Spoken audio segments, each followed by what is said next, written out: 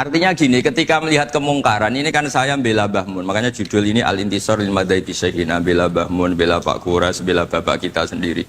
Kita tidak pernah punya guru-guru yang melihat kemungkaran itu reaktif. Tapi secara referensi, yang reaktif zaman dulu pun ada. Wa ilaman yuziru al-bughdolah. Ada orang yang memperlihatkan ketidaksukaannya. Ya kita secara referensi itu ya ada kelompok yang seperti itu. Mulai dulu ya ada. Ada yang tidak ngambil sikap. Nah ini sangat Jawa sekali. Wa ilaman yu'ridu anhu wa la yata'radullah. Ya, tapi kamu jangan terus bilang wah Imam Ghazali berarti NU kultural ya ndak. Imam Ghazali itu ada sebelum Mbah Hasyim Asy'ari, nanti kamu ngait-ngaitkan Imam Ghazali punya KTA NU enggak ya ndak ini. Ya jelas ya, ada yang ngambil sikap apa? Yudhirul bughdo, memperlihatkan ketidaksukaannya, ada yang ngambil sikap yu'ridu anhu wa la yata'arradu lah. Nah ini yang ketiga, ini yang persis Wali Songo ini yang ketiga ini. Wa ilaman yang zuru ilaihi bi'ainir rahmah. Ada orang itu melihat temannya maksiat, saudaranya maksiat, bawaannya malah tambah suka, tambah sayang. Karena itu dianggap sarana menarik simpati, kemudian berharap nanti menjadi baik. Ini yang ketiga, ini yang mungkin paling berat, tapi itu percontohan yang diceritakan wali-wali Songo. Ini jelas ada ya kelompok ketiga. Artinya gini loh, kalau kamu melihat kiai atau sejarah Wali Songo yang empati atau membina orang-orang fasik dengan kasih sayang, kamu jangan langsung bilang ini Islam apa tidak nahi mungkar. Kamu yang kurang ilmu ribet. Ini jelas ada takbirnya. Mulai ini Imam Ghazali loh, Hujjatul Islam. Orang punya gelar Hujjatul Islam. Bukan dokter, bukan profesor, Hujjatul Islam. Sedunia lagi, bukan versi kampus tertentu. Sedunia, diakui sedunia. Ternyata mulai dulu ada orang yang pilihannya apa? Wa ilaman yang zuru ilaihi bi'ainir rahmah. Ada terusannya, wala yu'athirul muqata'ah wa taba'ud. Dan dia tidak ngambil sikap memutus hubungan dengan yang sedang maksiat. Jadi bawaannya malah yang zuru ilaihi bi'ainir rahmah dan tidak muqata'ah. Tapi tentu ya tidak muqata'ahnya karena niat bina ya, bukan koalisi. Bukan malah nanti kayak tadi kalau ada yang ke masjid masih pakaiannya agak gimana, dibina itu untuk lebih baik. Jangan takut kehilangan tontonan. Itu yang paling masalah itu. Hadu nafsi kalau itu. Kayaknya saya enggak lah, saya kiai. Ini cerita sampai enggak cerita saya. Ya ini jelas nanti kalau yang punya kitab Ihya jelas ikut babnya Kitabu Adabil Ulfah wal Ukhuwah. Ya, jadi nanti yang kitab naskahnya beda. Itu di Ihya-nya ikut apa? Kitabu Adabil Ulfah wal Ukhuwah. Bab cara merasa empati, kasih sayang. Itu di situ saya pernah baca khatam dan mengajarkannya juga berkali-kali. Dan muasalah saya dengan ulama-ulama dulu yang sudah meninggal. Itu di situ Imam Ghazali kalau dalil itu gini, sampai begini ekstrimnya.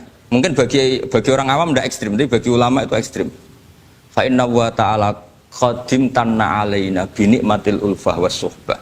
Isqala wa allafa baina qulubihim. Jadi kebencian itu tidak termasuk nikmat yang dihitung Allah. Yang dihitung Allah termasuk kenikmatan itu wa allafa baina qulubihim.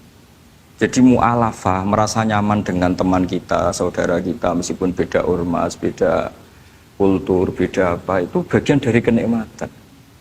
Jadi jangan mentang-mentang kamu diminahi mungkar terus adanya kebencian. Itu di Quran jelas, nikmat itu dihitung termasuk pemberian Allah terbesar itu wa allafa bainakum. Bahkan Allah ngendikan lau anfaqta ma fil ardi jami'an ma alafta baina qulubihim walakin Allah alafa bainahum. Rasulullah yang kesayangannya Allah saja dibayangkan Muhammad urusan cinta kasih, urusan kasih sayang, urusan saling mencintai. Andaikan kamu biayai, andaikan negara menggelontorkan APBN untuk rekonsiliasi nasional itu tidak bisa. Karena ini urusan hati. Kamu bisa tak kayak ide sak miliar seneng wong elek, enggak bisa. Atau ora usah dibiayai wong ayu.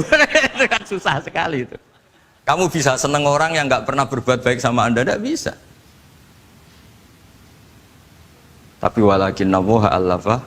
Kalau Allah sudah menghendaki itu semuanya bisa. Kita kadang mencintai orang yang nggak pernah berjasa sama kita.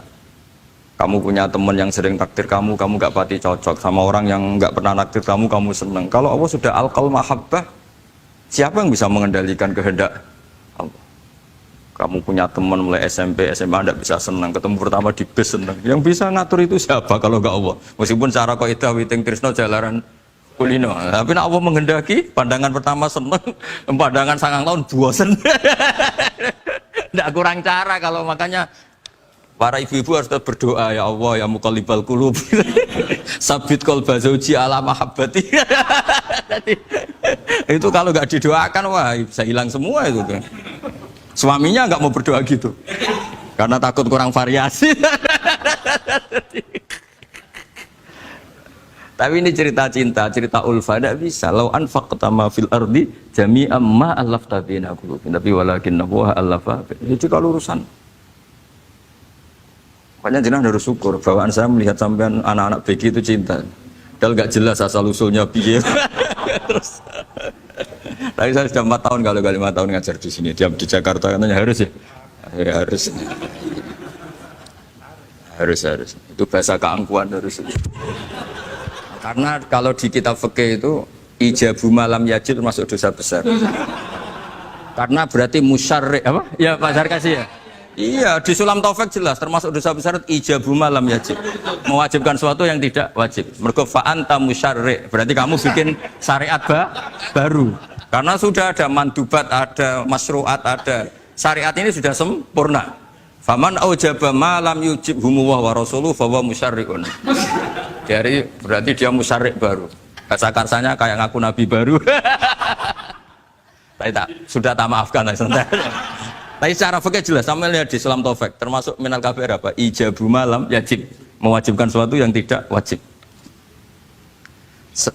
Musyarrik ya, musyarrik. Bukan tukang bikin syariat tapi ini musyarrik tukang yang di jalan mungkin. Saya itu saking fanatiknya ilmu, ini cerita ya, saking fanatiknya ilmu itu kalau kholnya bapak saya, karena kita keluarga pesantren, itu pengumumannya itu aneh, tidak wajib hadir, karena takut ijabu malam, karena trennya pesantren itu gitu, kalau alumni itu harus hadir pas khol atau pas pengajian mulut. Kalau saya karena fanatik ilmu itu, nggak pernah ada undangan, sampai sekarang. Saya ngiyai sudah 2005 bapak, sampai sekarang nggak pernah ada undangan, karena takut ijabu malam, yajib. Karena saya orang bener, maksudnya ada kayak ini. Ini kacau ini. Saya ini lebih tua, lebih kiai, diatur yang lebih muda. Ini enggak orang Indonesia ini, Pak. Kalau orang Indonesia itu sopan ya. Orang Indonesia itu enak, sama orang kiainya monggo sak kerso. Bodoh sak kerso milih istirahat timbang mulang ya. Habis perjalanan jauh monggo sak kerso milih apa? Istirahat timbang mulang. Ya sudah tak maafkan.